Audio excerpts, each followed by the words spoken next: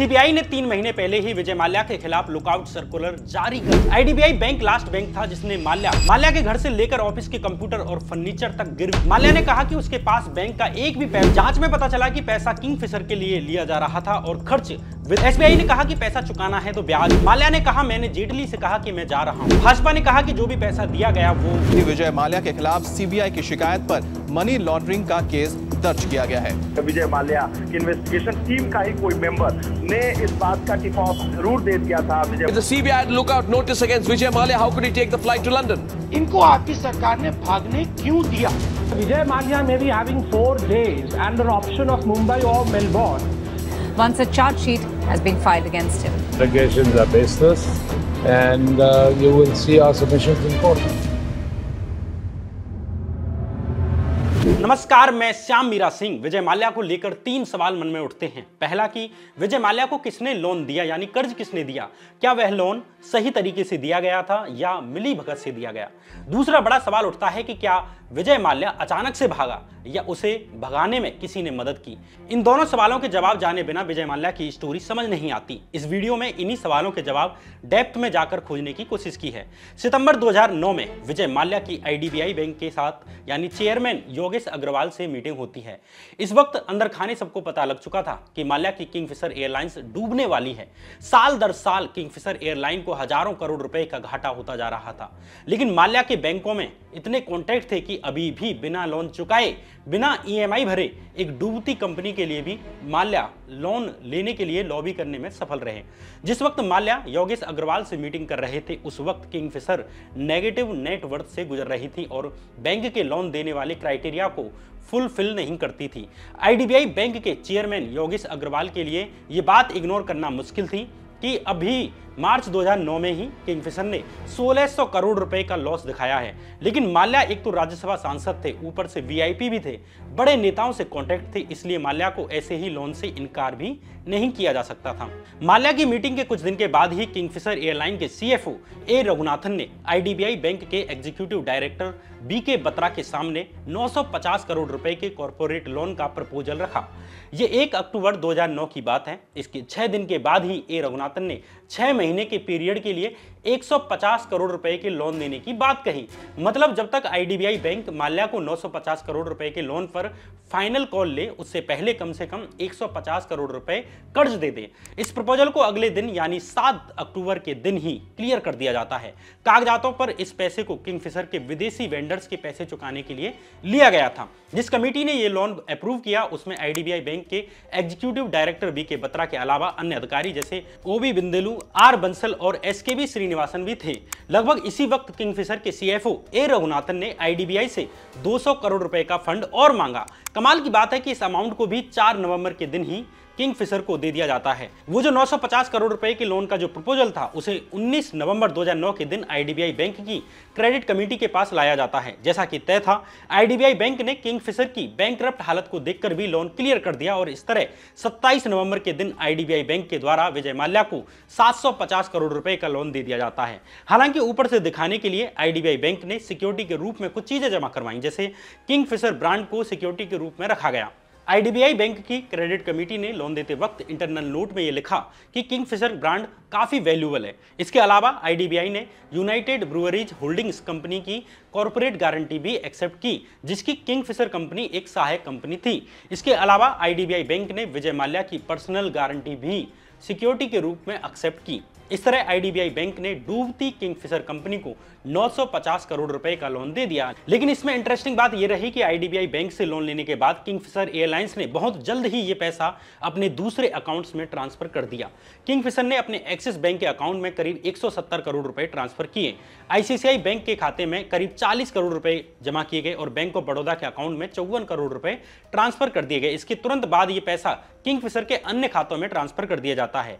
जिस काम को दिखाकर पैसा लिया गया था उसकी जगह दूसरे कामों में इस्तेमाल किया गया, जो कि कर्ज की शर्तों के खिलाफ था। माल्या और आईडीबीआई बैंक की मिलीभगत तब सामने आई जब अन्य बैंकों ने माल्या को डिफॉल्टर घोषित करना शुरू कर दिया, क्योंकि आईडीबीआई वो लास्ट बैंक था जिसने माल्या को कर्ज दिया। इससे पहले सभी बैंकों ने माल्या को कर्ज देना बंद कर दिया था। हालांकि आईडीबीआई से पहले सरकारी बैंकों ने बड़े बड़े कर्ज माल्या को दिए थे, लेकिन उस वक्त एयरलाइंस की हालत उतनी खराब नहीं थी। लेकिन आईडीबीआई ने तो एकदम डूबती हुई कंपनी को 950 करोड़ रुपए का लोन दे दिया, जो कि टैक्स पेयर्स का पैसा था। इसलिए जब साल 2016 में माल्या देश छोड़कर ब्रिटेन भाग गए तो आईडीबीआई बैंक के लोन की स्पेशल जांच हुई। 2009 और 10 तक माल्या पर बैंकों का कर्ज 7000 करोड़ रुपए तक पहुंच चुका था। इस कारण नवंबर 2010 में एसबीआई बैंक की लीडरशिप में बैंकों के एक समूह ने किंगफिशर के कर्ज को रिस्ट्रक्चर करना शुरू कर दिया। एसबीआई ने 1355 करोड़ रुपए के कर्ज को कंपनी की इक्विटी में बदल दिया। शॉर्ट में समझाऊं तो मान लीजिए कि एक घर में 5 कमरे हैं, 5 कमरों की कीमत 1 लाख रुपए है, यानी एक कमरे की कीमत 20,000 रुपए है। अगर किसी व्यक्ति का उस मकान मालिक पर 20,000 रुपए का कर्ज है तो वह इस 20,000 रुपए के बदले एक कमरे का हिस्सा अपने लिए ले ले। लेकिन यह सौदा तभी सही माना जा सकता है जब उस मकान की कीमत वाकई में 1 लाख रुपए हो और एक कमरे की कीमत 20,000 पड़ती हो। यह नहीं है कि मकान की कीमत मात्र 50,000 रुपए है और बताई 1 लाख जा रही है, तब कर्ज देने वाले के लिए घाटे का सौदा है। लेकिन किंगफिशर के मामले में एसबीआई ने यही घाटे का सौदा किया। ऐसे ही आईसीआईसीआई बैंक ने भी किया। जिस वक्त बॉम्बे स्टॉक एक्सचेंज में किंगफिशर एयरलाइंस के एक शेयर की कीमत 39.50 रुपए थी, उसे एसबीआई बैंक ने 64.68 रुपए में लिया। इसके साथ ही माल्या के लिए लोन रीपेमेंट पीरियड को 9 साल बढ़ा दिया जाता है। इससे अंदाजा लगाया जा सकता है कि माल्या ने किस तरह बैंक अधिकारियों के साथ लॉबी की और अपने सस्ते शेयरों को बैंकों को दोगुनी रेट में बेच दिया। सबसे बड़ी बात कि बैंकों ने नए लोन लेते हुए ब्याज दर भी घटा दी। कांग्रेस नेता और केंद्र की मनमोहन सरकार में वित्त राज्य मंत्री नमो नारायण मीना ने साल 2011 में पार्लियामेंट में बताया कि किंगफिशर को 538 करोड़ रुपए का एडिशनल लोन दिया गया है, जिसके बदले मुंबई के किंगफिशर हाउस, गोवा के किंगफिशर विला और कुछ हेलीकॉप्टर्स को गिरवी रखा गया है। इसके अलावा किंगफिशर के ऑफिस कंप्यूटरों से लेकर फर्नीचर और एयरक्राफ्ट को भी सिक्योरिटी के रूप में जमा कर लिया गया है। यहां यह ध्यान देने वाली बात है कि सितंबर 2010 से पहले हवाई सेक्टर की कंपनियों को दिए गए कर्ज को रिस्ट्रक्चर करने की अनुमति नहीं थी, लेकिन आरबीआई ने सितंबर 2010 में बैंकों को हवाई क्षेत्र में भी कॉर्पोरेट डेट रिस्ट्रक्चरिंग को अलाउ कर दिया था। Kingfisher the rise and fall of Vijay Mallya किताब में पत्रकार किंगसुक नाग लिखते हैं कि इस काम के लिए विजय माल्या ने बड़े लेवल पर लॉबी की थी। हालांकि आरबीआई के फैसले को ऐसे भी देखा जा सकता है कि बैंकें डूबती कंपनियों को बचाने के लिए दोबारा मदद करना चाहती थी, या एविएशन क्षेत्र को भी बैंकों की मदद की जरूरत थी जैसे बाकी क्षेत्रों को थी, इसलिए आरबीआई ने यह फैसला लिया। कारण जो भी हो, लेकिन आरबीआई का यह फैसला सिर्फ हजारों करोड़ रुपए का नुकसान ही करवा कर गया। किंगफिशर कंपनी के परफॉर्मेंस में कोई सुधार नहीं हुआ। उल्टा 2011 और 12 आते आते प्रमुख बैंकों ने किंगफिशर को एनपीए घोषित कर दिया।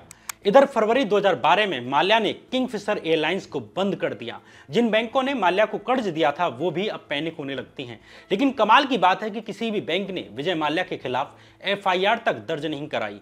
विजय माल्या के खिलाफ पहला केस किसी बैंक ने नहीं बल्कि सीबीआई ने दर्ज किया, वह भी साल 2015 के अक्टूबर महीने में जाकर। सीबीआई ने आईडीबीआई बैंक लोन मामले में विजय माल्या और ए रघुनाथन के खिलाफ पहली एफआईआर दर्ज कराई। आगे की इनिशियल जांच में सीबीआई को पता चला कि किंगफिशर कंपनी ने आईडीबीआई से लिए गए कर्ज में $200 मिलियन टैक्स हेवन कंट्रीज में ट्रांसफर किए। यहीं से एंट्री होती है ईडी की। ईडी ने भी सीबीआई के एफआईआर के आधार पर prevention of money laundering act यानी पीएमएलए एक्ट के तहत मनी लॉन्ड्रिंग का केस दर्ज कर लिया। इसी के साथ सीरियस फ्रॉड इन्वेस्टिगेशन ऑफिस यानी एसएफआईओ ने भी कंपनी लॉ के वायलेशन की जांच शुरू कर दी। जांच में पता चला कि 17 ऐसी कंपनियां जिन्होंने बैंकों से कर्ज लिया था, उन्होंने वह पैसा खुद खर्च न करके किंगफिशर कंपनी को दे दिया। अब सवाल उठने लगे कि जिस किंगफिशर ब्रांड को सिक्योरिटी बनाकर किंगफिशर को कर्ज दिया गया था, क्या वह वाकई में उतना कीमत का था? क्या उसकी वैल्यूएशन वाकई में सही लगाई गई थी या उसकी वैल्यूएशन बढ़ा चढ़ा कर दिखाई गई थी ताकि माल्या को ज्यादा से ज्यादा कर्ज मिल सके? एसएफआईओ ने किंगफिशर का वैल्यूएशन करने वाली कंपनी यानी multinational tax and advisory consultant grant Thornton LLP से पूछा कि आखिर उसने किस प्रकार किंगफिशर एयरलाइंस की ब्रांड वैल्यू 4100 करोड़ रुपए दिखाई है। एसएफआईओ ने पूछा कि कर्ज जब किंगफिशर एयरलाइंस के लिए दिया जा रहा था तो किंगफिशर एयरलाइंस की ब्रांड वैल्यू किंगफिशर बियर के आधार पर क्यों दिखाई गई, जबकि किंगफिशर बियर एक हाईली सक्सेसफुल ब्रांड था। वहीं किंगफिशर एयरलाइंस हजारों करोड़ रुपए के घाटे और हजारों करोड़ रुपए के कर्ज पर चल रही एक कंपनी थी। जब सीबीआई ने ईडी को अलर्ट कर दिया तो माल्या भी अलर्ट हो गए।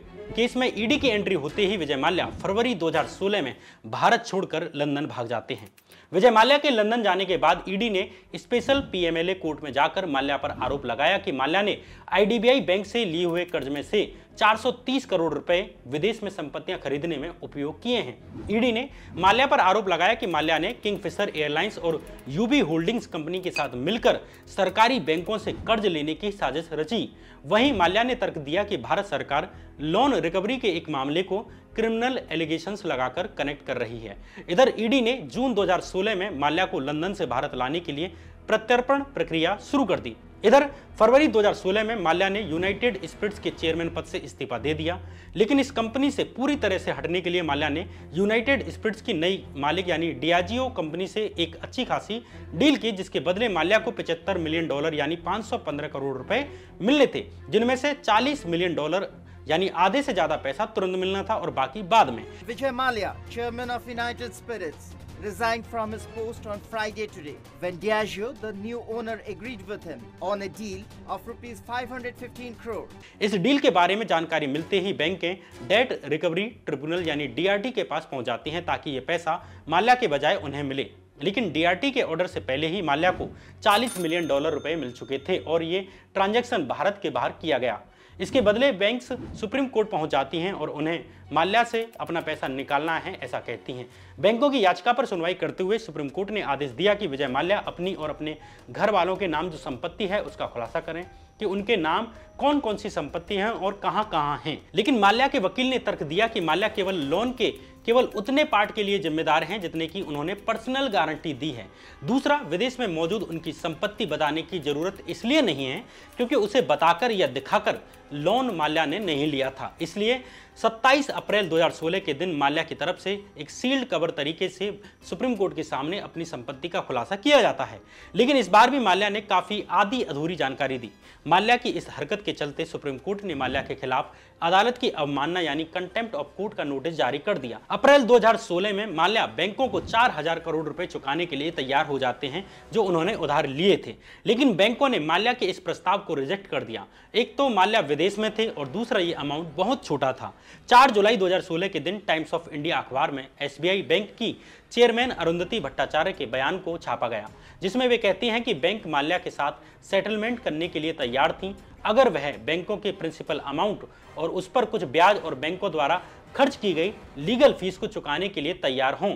बैंकों के अनुसार माल्या और किंगफिशर ने 17 बैंकों से 6,963 करोड़ रुपए का कर्ज लिया था। 21 जुलाई 2016 के दिन तत्कालीन वित्त मंत्री अरुण जेटली ने संसद में बताया कि ब्याज लगाकर किंगफिशर पर बैंकों का 9,091 करोड़ रुपए बनता है, यानी कर्ज बनता है। मोटे तौर पर देखें तो कुल मिलाकर माल्या मान रहे थे कि बैंकों का मात्र 4,000 करोड़ रुपए का कर्ज है, वहीं बैंक ये कह रही थी कि माल्या पर करीब 7,000 करोड़ रुपए का कर्ज है और 2,000 करोड़ रुपए करीब बैंकों की ब्याज और अन्य खर्चे बनते हैं। स्वाभाविक है कि दोनों में कोई सहमति नहीं बन सकी। वहीं 25 जुलाई 2016 के दिन माल्या की तरफ से उनके वकील ने नया तर्क दिया कि विजय माल्या के ऊपर निजी तौर पर बैंकों का एक भी रुपया कर्ज नहीं है। जो भी कर्ज है वो किंगफिशर एयरलाइंस कंपनी पर है और बैंकों ने डेट रिस्ट्रक्चरिंग एग्रीमेंट की टर्म्स एंड कंडीशंस को तोड़कर किंगफिशर के बिजनेस को नुकसान पहुंचाया है। हालांकि ये तो माल्या ही बता सकते हैं कि जो कंपनी अपने जन्म 2005 से लेकर 2012 तक कोई मुनाफा ना कमा सकी उसे बैंकों ने कैसे नुकसान पहुंचाया। इसके इतर माल्या का एक और फ्रॉड सामने आया। ये फ्रॉड सर्विस टैक्स से जुड़ा हुआ था। सर्विस टैक्स डिपार्टमेंट भी माल्या के खिलाफ कोर्ट पहुंच जाता है, जहां डिपार्टमेंट ने बताया कि किंगफिशर एयरलाइन ने ग्राहकों से सर्विस टैक्स वसूल किया, लेकिन ये पैसा डिपार्टमेंट में जमा ही नहीं करवाया, जो करीब 535 करोड़ रुपए बनता है। वहीं इनकम टैक्स डिपार्टमेंट ने भी कहा कि डिपार्टमेंट के 679 करोड़ रुपए किंगफिशर एयरलाइंस ने नहीं चुकाए हैं। Advait Sechna, the Special Counsel of the Service Tax Department, and he said that Malya's pending tax dues to the government assume greater significance compared to the bank loans, which are actually private in nature. इस बीच जनवरी 2017 में DRT ने बैंकों को अनुमति दे दी कि वह 6,203 करोड़ रुपए कर्ज और उस पर 11.5% ब्याज को माल्या और उसकी कंपनियों से वसूल सकती हैं। Party has directed them to repay around 6,203 crore rupees to the consortium banks led by the State Bank of India. According to reports, the DRT might also initiate the attachment of Malia's properties. इसके कुछ दिन बाद ही CBI ने IDBI bank के उन अधिकारियों को arrest कर लिया जिन्होंने डूबती हुई किंगफिशर एयरलाइंस को जनता के पैसे पर चलने वाली बैंक से 950 करोड़ रुपए जितना बड़ा अमाउंट कर्ज के रूप में दिया था। ये अधिकारी थे योगेश अग्रवाल, बीके बत्रा, ओबी बुंदेलू, एसकेबी श्रीनिवासन और आरएस श्रीधर। इसके अलावा किंगफिशर एयरलाइंस के सीएफओ ए रघुनाथन और 3 अन्य अधिकारियों को भी अरेस्ट कर लिया जाता है। हालांकि माल्या अभी भी विदेश में थे और अभी तक उन्हें भारत वापस नहीं लाया जा सका। माल्या के ऊपर भारत सरकार और विपक्ष के बीच मुद्दा छिड़ जाता है। पार्लियामेंट में तत्कालीन वित्त मंत्री अरुण जेटली ने कहा कि माल्या के खिलाफ कोई अरेस्ट वारंट नहीं था। एक तरह से जेटली ने पल्ला झाड़ने की कोशिश की कि उन्हें अरेस्ट करने के लिए सरकार के पास कोई कारण ही नहीं था। लेकिन कांग्रेस ने आरोप लगाया कि सरकार ने जानबूझकर माल्या को देश से भगाने में मदद की है। इस पर भाजपा की तरफ से बयान दिया गया कि माल्या हमारे लिए कोई संत नहीं है। न एनडीए सरकार ने यानी भाजपा सरकार द्वारा माल्या को 1 पैसा भी कर्ज में दिया गया था। यानी भाजपा ने कहा कि माल्या को जो भी कर्ज दिया गया है वह कांग्रेस के वक्त दिया गया था। यहाँ 2 बातें हैं, एक कर्ज देना और एक गलत तरीके से कर्ज देना। कर्ज देना कोई गलत बात नहीं है, अपराध नहीं है, लेकिन आईडीबीआई बैंक के मामले में ये देखा गया कि हाँ, बैंक की मिलीभगत से माल्या को कर्ज दिया गया। हालांकि 10 साल में सरकार में रहने के बाद भी भाजपा सरकार की तरफ से न ऐसा कोई दावा किया गया, न ऐसा कोई सबूत दिया गया जिससे यह साबित हो सके कि माल्या को जो लोन दिया गया कांग्रेस सरकार के वक्त वो कांग्रेस के किसी शीर्ष नेता की सिफारिश पर दिया गया था। अगर माल्या के मामले में मोटे तौर पर देखें तो कांग्रेस के वक्त बैंक के बड़े अधिकारी जो थे वे जिम्मेदार थे और ऐसे बैंक अधिकारियों को इतने महत्वपूर्ण पदों पर नियुक्त करना और आगे उन्हें प्रमोशन देने के लिए जरूर ही कांग्रेस सरकार आंशिक तौर पर जिम्मेदार रही है। लेकिन क्या वाकई में भारतीय जनता पार्टी को माल्या के मामले में क्लीन चिट दे देनी चाहिए? इसका जवाब आप खुद तय कर सकते हैं। सबसे पहले भारत सरकार की तरफ से तत्कालीन वित्त मंत्री अरुण जेटली ने कहा कि बैंकों ने माल्या के खिलाफ समय से प्रोसेस शुरू नहीं की, इस कारण माल्या भारत से निकल गए। लेकिन जेटली के बचाव पर खुद माल्या ने पानी फेर दिया। दिसंबर 2018 में माल्या ने कहा, मैं संसद में उनसे यानी अरुण जेटली से मिला और उन्हें कहा कि मैं लंदन जा रहा हूं। I happened to meet Mr. Jetley in Parliament and I told him that I was leaving for London. Mallya के इस बयान ने राजनीतिक गलियारों में सवाल खड़े कर दिए कि अगर सरकार के वित्त मंत्री जैसे बड़े पद के नेता को पता था कि माल्या भारत छोड़कर लंदन जाने वाला है तो सरकार ने उसे भारत में ही रखने के लिए क्या किया। दूसरा एक बड़ा सवाल उठता है कि जब माल्या के खिलाफ सीबीआई ने पहले ही लुकआउट नोटिस जारी कर दिया था, फिर माल्या लुकआउट नोटिस के बाद भी एयरपोर्ट अथॉरिटीज को चकमा देकर कैसे भाग गया। दरअसल माल्या केस की जांच कर रही सीबीआई ने 16 अक्टूबर 2015 के दिन विजय माल्या के खिलाफ लुकआउट सर्कुलर जारी कर दिया था। इस सर्कुलर का मतलब ये था कि अगर माल्या किसी भी एयरपोर्ट पर विदेश यात्रा के लिए पहुंचे तो उन्हें एयरपोर्ट पर ही डिटेन कर लिया जाए। फिर ऐसे कैसे हुआ कि फरवरी 2016 में माल्या भारत छोड़कर लंदन भाग जाते हैं? इसका जवाब है कि सीबीआई का ही एक दूसरा सर्कुलर, जिसे सीबीआई द्वारा पहले सर्कुलर के बाद 24 नवंबर 2015 के दिन जारी किया गया। इस नए सर्कुलर में सीबीआई ने निर्देश जारी किया कि अगर माल्या कभी भी किसी पोर्ट पर विदेश यात्रा के लिए निकलें तो सीबीआई को इन्फॉर्म कर दें और इसके बाद माल्या को विदेश यात्रा पर जाने दें, यानी उन्हें डिटेन न किया जाए। लेकिन सवाल यह है कि सीबीआई को अपने ही पहले सर्कुलर को रिवाइज क्यों करना पड़ा? क्या सीबीआई ने किसी के दबाव में माल्या को ये छूट दी थी कि वे विदेश यात्रा कर सकते हैं, जबकि भारत में बैंकें उनके पीछे घूम रही थीं? सीबीआई ने तर्क दिया कि माल्या एक उद्योगपति हैं, इसलिए उन्हें बिजनेस के काम से लगातार विदेश आते जाते रहना पड़ता है, इसलिए उन्होंने पहले सर्कुलर की गलती को सही किया। पहले सर्कुलर में गलती से डिटेन करने वाली बात ऐड हो गई थी। हालांकि ये अभी भी मिस्ट्री है कि आखिर सीबीआई ने माल्या पर इतनी मेहरबानी क्यों की, खुद की या किसी और के कहने पर की। हालांकि माल्या के मामले में यही कहा जा सकता है कि माल्या भारत के उस सिस्टम का प्रतीक है जहां अमीरों को एक खास तरह की सुविधाएं मिलती हैं। सिस्टम उनकी जूती की नोक पर रहता है और सिस्टम के लोग उनके आगे नौकरों की तरह पानी भरते हैं। माल्या किसी अन्य सरकार में भी होता तब भी वह उसी तरह की सुविधाएं एंजॉय कर रहा होता। जहां कांग्रेस के वक्त माल्या को बैंकों द्वारा सेवाएं दी जा रही थी तो वे ही रियायतें भाजपा के वक्त भी जारी रहीं। भाजपा के वक्त वे बड़े ही आराम से उस सिस्टम को चकमा दे गए जो उनकी जी हुजूरी में हाजिर था। माल्या अकेला अपराधी नहीं था। अगर जड़ में जाएं तो अभी हजारों माल्या और मिलेंगे।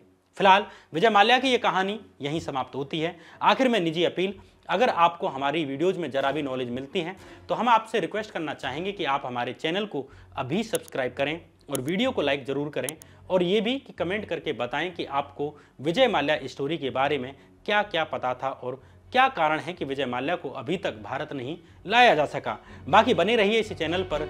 नमस्कार।